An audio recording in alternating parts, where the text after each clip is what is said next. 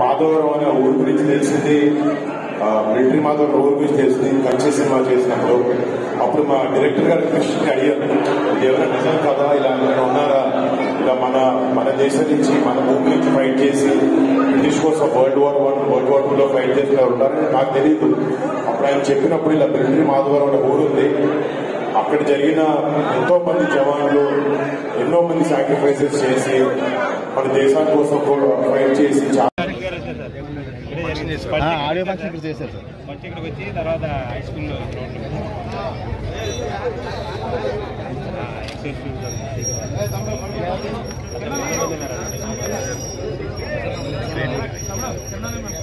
ఎక్కువగా